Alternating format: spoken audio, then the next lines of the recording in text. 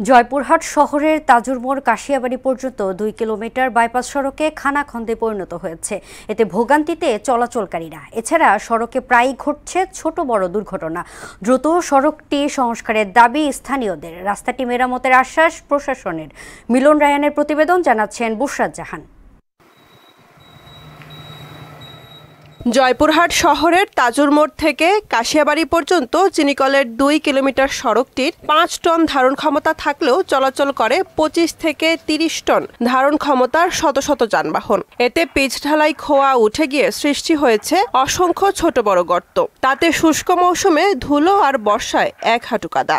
এমন বাস্তবতায় জয়পুরহাট শহরে যানজট সহ নানা দুর্ভোগের শিকার হাজারো মানুষ।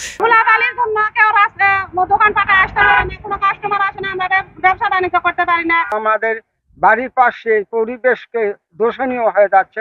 স্কুলে ভালো কাপড় জামা পরে গেলে একদম বর্ষায় একদম ধুলায় পা হাত পা সব মাখা যায়। ওয়ালটন আবারও মিলিনিয়ার অফারে ওয়ালটন ফ্রিজ কিনে আপনিও হয়ে যেতে পারেন মিলিয়নিয়ার।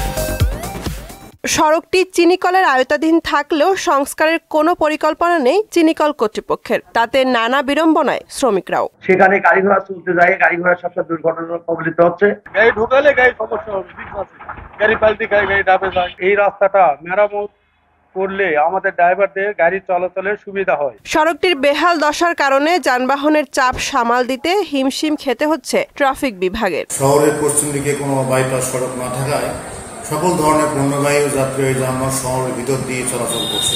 এর ফলে কিছু সময় ট্রাফিক কনজেশন হচ্ছে। বিকল্প হিসাবে একটি বাইপাস রাস্তা নির্মাণে সরকারের কাছে আবেদন জানান চিনিকল কর্তৃপক্ষ। ভারী যানবাহন চলাফেরার কারণে এই রাস্তাটির বেহাল দশা পরিণত হয়েছে। এটি উত্তরণের লক্ষ্যে দেখা যাচ্ছে যে যদি তাদেরকে বাইপাস রাস্তা তৈরি করে দেওয়া যায়, এটি সরকারের কাছে আমাদের আবেদন থাকবে।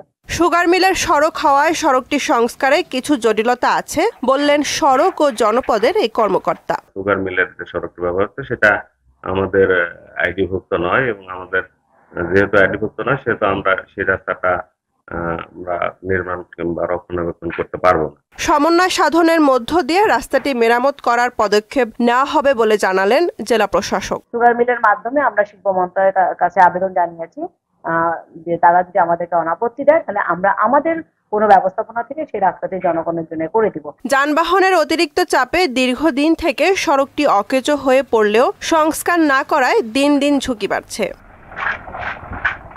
বুশরাত জাহান, মোহনা সংবাদ।